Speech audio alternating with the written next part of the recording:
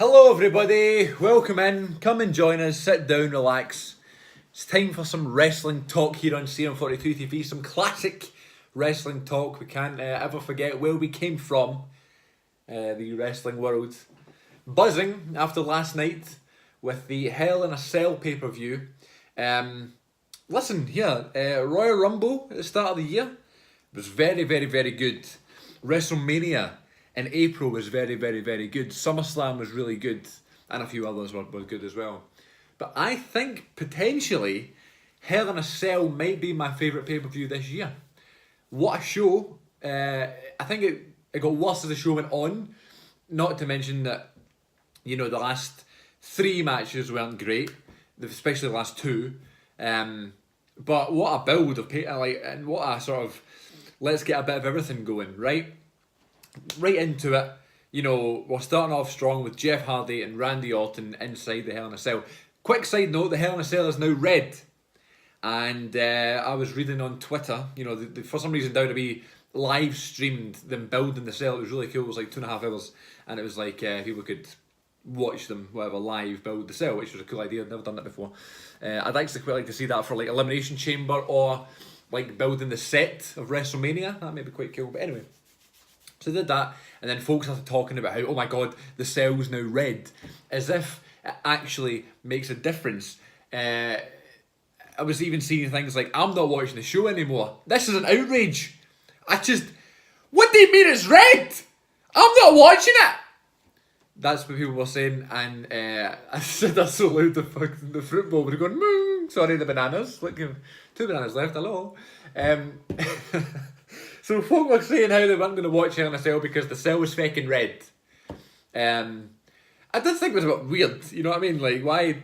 I don't know why they made it red. There's nothing wrong with the way it was. Also, it's not a Raw exclusive pay-per-view, you know what I mean? It would have been funny if they used a blue one for the SmackDown match and a red one for the Raw match. But it makes no difference whatsoever what colour the cell is. It doesn't matter what colour the ropes are in a ring. It doesn't matter what colour the barricades are, or the announce table, or the ladders, or the chairs, or the belts. What difference does it make? Obviously, I'd love to see, a blue steel cage now, or a pure mad-coloured steel cage or something. But yeah, people were freaking out.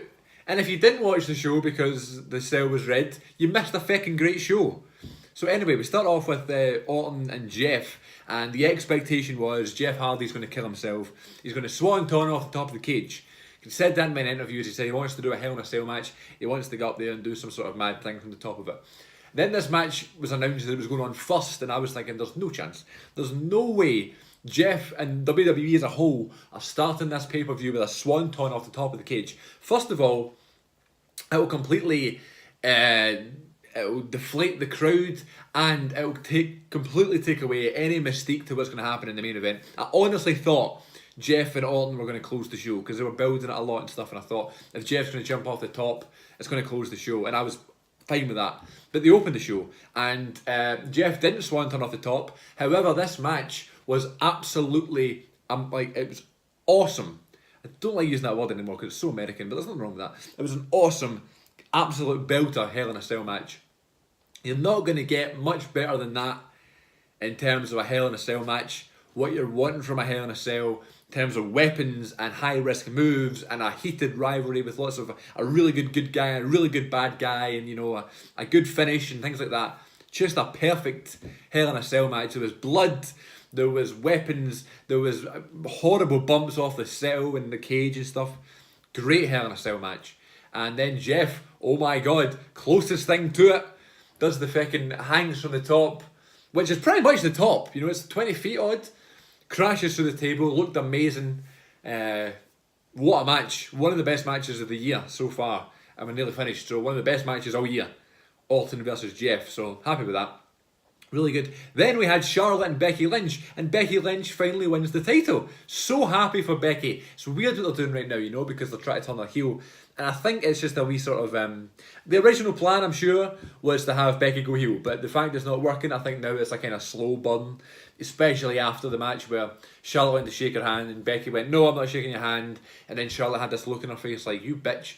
That's going to lead to something. I think it's a total, double change, like Brett and Austin. I kept reading that. Brett and Austin, oh my god, Becky Lynch is the new Stone Cold. And I was thinking during the match as well, I think Becky Lynch and Charlotte are two of the most underrated wrestlers in the world, especially Charlotte. Doesn't get enough credit for how good she is. But yeah, she gets pushed and she gets a lot of, all the positions of like main event level, and you're like the main woman on the show sort of thing. But she's so fucking good. Every match, everything she does, she's awesome. And I think her match with Asuka at WrestleMania might be my favourite match of the whole year. So, great little match here. Becky finally wins, the right win, great pop, great, really good. Then match number 3, we had fucking, what's his name, Drew and Ziggler versus Rollins and Ambrose, maybe the tag team match of the year. What an awesome tag match. Heat, it's how a tag team match should be, tag team wrestling at its finest. Cutting the ref off, cutting the good guy off, missing the tag, the build, the calm down, the slow start, the big finish. The right guys won, this epic finish. You don't know what's going to happen. And I love the fact the finish came out of nowhere as well. This is just, what an amazing match. The match went on for 25 odd minutes, just as long as the Hell in a Cell match. Made the titles feel so valuable. Yeah, just a perfect tag match. Then we get to AJ versus Joe. How many times have AJ Styles and Samoa Joe wrestled, and have they ever had a bad match? Their match at SummerSlam was awesome, and this one might have been even better. I think this was longer as well. And we're going to get another one because Joe had him in the Coquina Clutch, rolled him up like Brett and Austin. Got the 3, but AJ tapped on 2, so that adds to a rematch. I think it's happening in Australia, which might be where Joe wins the title, which would be great. I have a weird thing with AJ, like I don't want him to lose the title. I think obviously because he's my favourite wrestler, I guess, but I'd be happy, more than happy, if Samoa Joe was the WWE champion, but it was the same with Nakamura. I would have been happy for Shinsuke to be champion, but the fact I didn't want AJ to lose, I don't know what it was. Maybe I want him to reach that year mark, and finally say he was champion for a year. Like, thinking back to like the different belts and stuff, like the undisputed belt, I always think of Brock Lesnar, or the World Heavyweight Championship, I always think of Triple H and Batista, and the Winged Eagle, I always think of Stone Cold, that sort of thing. No, not Winged Eagle being like the Bret Hart sort of title, and then the Attitude Era title being Stone Cold, that sort of thing. You think of a belt when you think of a particular wrestler. AJ is really finding his groove as that champion. Like that's a great run he's had. And you think of other people with that belt. You think of Randy Orton, maybe John Cena. I suppose John Cena has more of the spinner. Who else was champion? Lesnar, I guess, but not really the one that's had the title for the longest. That specific belt. You think of AJ, which is a really cool thing. And AJ and Joe, so good. And Samoa Joe might be the most underrated character in the world. I think everybody knows how good of a wrestler he is. But character-wise, since being a badass and being a heel and just being on the mic, just so good. So that leads to more matches. Then we had Daniel Bryan and Brie Bella versus Maurice and The Miz. 4 of the best theme songs in the world, but for the worst ways. So you have Bryan and Miz's theme song is great. Maurice's theme, every time I hear it, I totally pop for it because it's just like, I don't know, it reminds me of when she was the Divas champion and stuff. That doo-ga-dum, doo-ga-dum, doo-ga-dum, doo-ga-dum. I loved that. I always thought, I was in school years ago and I was always like, I know what pourquoi means in French. I think it's like why or what or something like that, and I don't know why that's her theme. And then we have the Brie Mode theme. Brie Mode! Ba, ba, ba, ba, ba. So bad but so good. So then that was good as well, good match, and I couldn't believe Miz and Maurice won. Didn't really like the finish, but fine, leads to more, I guess. Then we had Ronda and Alexa Bliss, probably the worst match on the show. I really like both girls. I think Bliss is amazing, Ronda's great.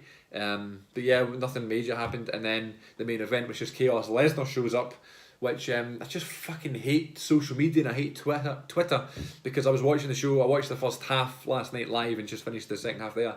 And it's just like, you read anything and it could be speculation. It could totally be speculation. Brock Lesnar spotted. Brock Lesnar's in attendance. Could totally be speculation. Might not even happen. But then when it does come out, it's like, oh, that was a spoiler read.